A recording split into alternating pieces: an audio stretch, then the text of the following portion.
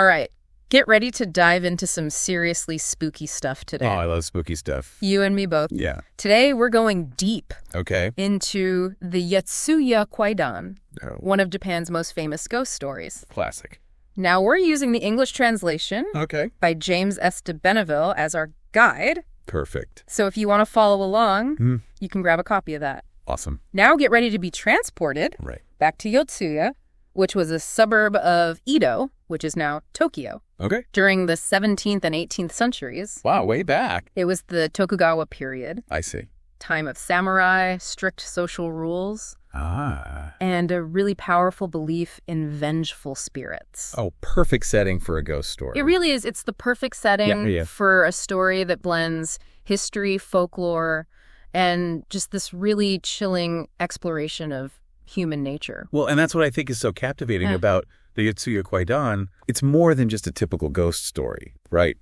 It's really rooted in the social and cultural anxieties of the time. Oh, absolutely. You can think of it like a window Okay. into a world where your place in society determined your fate, Right? and where the consequences for being greedy and betraying people Oh, yeah. could extend beyond the grave. Woo, spooky. Yeah. Okay, so let's meet our players in this drama. Okay, let's do it. First, we have Oiwa. All right. She is described as the demon daughter Oh. of a low-ranking samurai official Okay. named Tamiya Matazemon. All right, got it. Now, the text really doesn't hold back when describing Oiwa. Oh, really? It's very detailed, and her appearance is really kind of a key part of the story, like Yeah. how she looks. Yeah. So it really focuses on her physical flaws, Interesting. and it's almost as if they're meant to foreshadow her tragic fate. Yeah, so it's like her baldness, her lack of a nose, things like that. Oh. But despite all of this, despite this appearance, Oiwa is portrayed as having a very kind and loyal heart. Oh, interesting. It makes you wonder Yeah. how much emphasis they placed on physical beauty in that society, Right, yeah. especially back then. Back then, yeah. And then that brings us to her father, Tamiya Matazemon. Okay. Incredibly strict and status conscious. So he's concerned about where he stands in Yeah. the hierarchy. Yes, he's very fixated on making sure that Oiwa has a good match Right. so that his family's social standing is maintained. Yeah, 'cause that's everything, right? In that era, Yeah. your reputation, where you stood. It's everything. Yeah. And so, of course, Oiwa is now vulnerable to manipulation from people who are trying to climb the social ladder. Oh, so they see her as like A pawn. a pawn in their game Yeah. to get higher up. It's like a game of chess, Right, yeah. but it's social chess. Oh, that's a good way to put it. Yeah. Now, to make things even more complicated, Oh, here we go. we're going to bring in Densuka. All right. Now, Densuka is a servant in Tamiya's household, Okay. but he falls in love with Oiwa's mother, Omino. Okay. Now, this is a huge taboo because of their social classes. Oh, yeah, right. Because in Tokugawa, Japan, Yeah. like a relationship between a samurai's daughter Yeah. and a servant Unthinkable. was totally off limits. It's not going to happen. Yeah. Doomed from the start. Yeah. And that really sets us up for this whole cycle of tragedy It really does. that unfolds throughout the story. Yeah. It's like that first domino Yeah. that sets everything off. Yeah. And it doesn't end well for Omino. Oh, no. She and Densuka are forced to flee, and she dies. Oh, But not before putting a curse on the man who caused them all this misfortune. ooh, spooky. I'm getting chills already. No. But that curse is really important Okay. because it introduces the theme of revenge, Right. which you're going to see throughout the entire story. Yeah. And it also kind of foreshadows Oiwa's eventual transformation into a yurei, Oh, okay. So that's which is a vengeful ghost. vengeful ghost. All right. So we'll get into that more later. Yeah. Now, fast forward a bit. Okay. Oiwa's mother is gone, Mhm. and she eventually finds herself in an arranged marriage Of course. to Imon, Okay. a handsome Okay. but ultimately villainous samurai. Oh, I see where this is going. He's not a good guy. Yeah. But Imon represents this dark side of ambition and greed. Mm-hmm. He wants to climb that social ladder. Okay. And he's willing to discard anyone to get what he wants, even his wife. Oh, wow. So he is the classic. She's just using her. Oh, yeah. Charming, but totally deceitful. Got it. Yeah. Watch out for him. Red flags. Yeah. Yeah. Now, to make matters even worse. Oh, there's more. Oh, yeah. Okay. Imon becomes dissatisfied with Oiwa Okay. and starts an affair with another woman named Ohana. Oh, no. And guess what? What? Ohana is the concubine of a wealthy and powerful figure, Ito Kwaiba, Oh, he sounds important. the head of the Yotsuya ward.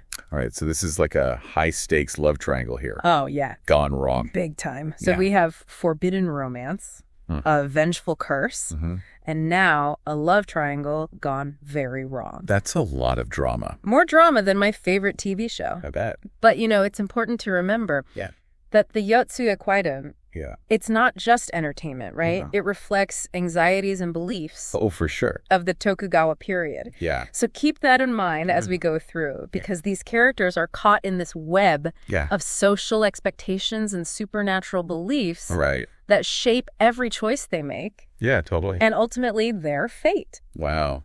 That's heavy stuff. I know, but it's so interesting It is. to think about Oh, yeah. like how those things would influence you Yeah, if absolutely. you lived back then. For sure. This story really shows how rigid the social structure was back then in the Tokugawa period. Yeah, you're totally right. Oiwa's life, her fate, Yeah, is shaped by where she stands in society totally. and by how she looks. And she's constantly being judged for that Oh, yeah. and manipulated by those around her. By everyone. Remember her father obsessed with his family status? Oh, yeah. He was all about that. He turns to the shady character Kondo Rokurube Oh, what's his deal? to help him find Oiwa a husband. Okay. Now, Rokurube, Yeah. he's an opportunist, right? Classic. He sees this marriage as a chance to gain some social influence, Uh-huh. and he has no problem exploiting Oiwa Oh, wow. to benefit himself. So he doesn't care about her at all. Not at all. Just using her. Yeah, he introduces Iman to the family, Oh. knowing full well He knows. that Iman's only interested in her for her family's connections. So Iman doesn't care about her either. Nope, no love here. Wow. That's just no decency even?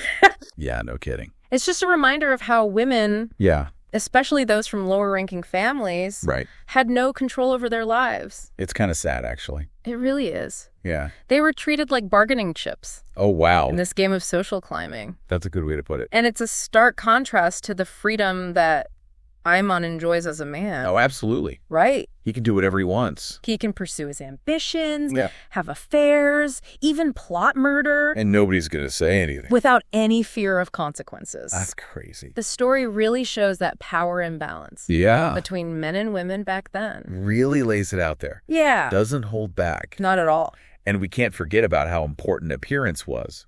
Oh, right. Oh, I was constantly being made fun of. Yeah. Ostracized. Just for being ugly. It's awful. Makes for an easy target for Iman's cruelty. It makes you wonder if he would have treated her differently Right. if she had been beautiful. Like, would any of this have happened? That's a question that just lingers throughout the story. Yeah, like, can true love even exist Right. in a world that's so fixated on how you look? It's something we still struggle with today. Absolutely. It's so relevant. Yeah. Even now. The Yotsuya Kwaidan takes this specific historical context Yeah. and uses it to look at this human dilemma that we all struggle with. Trying to figure out Yeah. what really matters. How do we reconcile outward appearances Right? with a person's inner worth?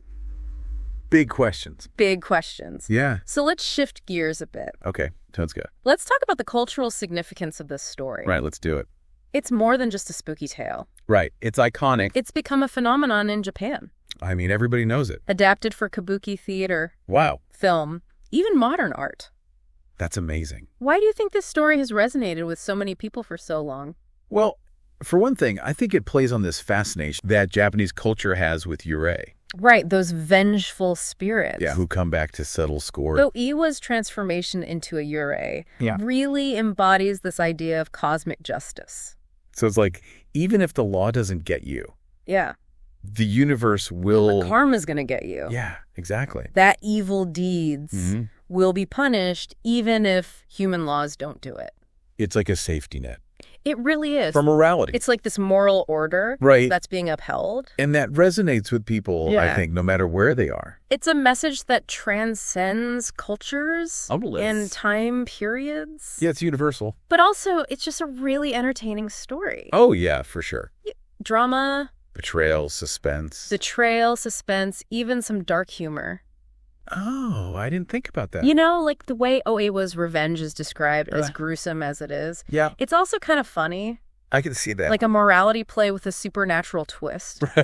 Yeah. But the historical context is also important. Okay. This story gives us a glimpse A peek. into the Edo period, Yeah. this time of huge change. Yeah, all those changes were happening. Rapid social and economic change. Yeah. And that always leads to anxiety, Oh, for sure. uncertainty. Yeah, people don't like when things are changing too fast. They don't know what to expect. Exactly. And the story uses the supernatural to talk about those anxieties. Oh, that's interesting. It's a reflection on human nature. Yeah. And how we can be so easily tempted by greed and ambition, Okay. even if it hurts other people. It's a good reminder that we're not so different Yeah. from those people back then. Even centuries later, Yeah. we're still grappling with the same thing. The same flaws. Yeah. Same desires. Absolutely. It's like this reminder that the past can come back to haunt us. Oh, spooky. Literally and figuratively. Yeah, I like that. And speaking of being haunted, Okay. we can't forget about the shrine that was dedicated to Oiwa. Oh, right. That's amazing. So he goes from being this victim Mhm. to a figure worthy of worship. People are praying to her. Yeah. That's wild. What a transformation. It really shows you how powerful the story is, It really does. that it could have that kind of impact. Her shrine, Mm-hmm. despite some attempts to suppress it, Oh, really? has become this place where people, Yeah.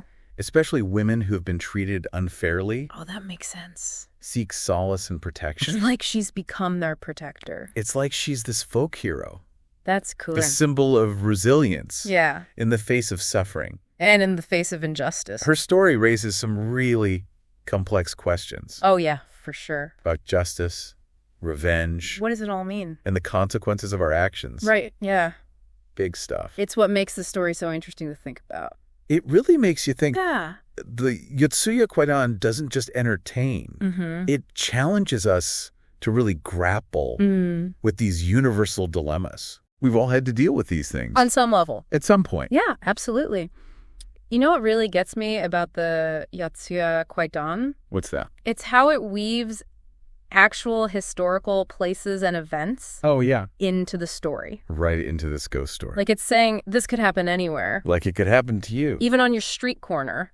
Yeah, that's creepy. It really is. Like all those places, the Yoshiwara Pleasure District, Mm-hmm. Sumida River, Yeah. even names real bridges and temples. I know, and those places existed They did, right? back in Edo. Which makes it even spookier So much spookier. because you know it's real.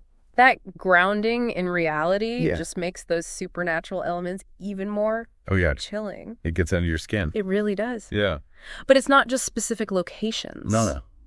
It's the whole vibe The whole era. of the Tokugawa period. Exactly. Remember all those rapid changes? Oh, yeah. Tons of changes happening. All that social and economic upheaval. Hmm. The merchant class rising, Yeah. the strict social hierarchy, And Confucianism becoming more influential. and all that all of that. created so much unease. Uncertainty. People didn't know what was coming next. And that fear of the supernatural. Oh, yeah, that's huge. Especially those yurei. Those vengeful spirits? It was a big part of their world. It wasn't just superstition. No, it was a way to explain things. Why bad things happen. Right. Like, why is this happening to me? And a way to uphold that moral order. Right. Like, you better behave or else. Exactly. If you do something really wrong, Mm-hmm. especially something the law doesn't punish you for, You could face the wrath of the spirits. supernatural retribution, That's like this cosmic justice system. where no one escapes. Yeah, no escaping karma. So the Yotsuya Kwaidan Yeah. really taps into that fear It shows what happens. by showing Oiwa Who got a really raw deal. transforming into this powerful Yeah. force of vengeance. So it's like the story saying actions have consequences. Even after you're gone, Yeah, even in the afterlife. it makes you think twice about how you treat people. It really does. But there's also this whole theme of inner beauty.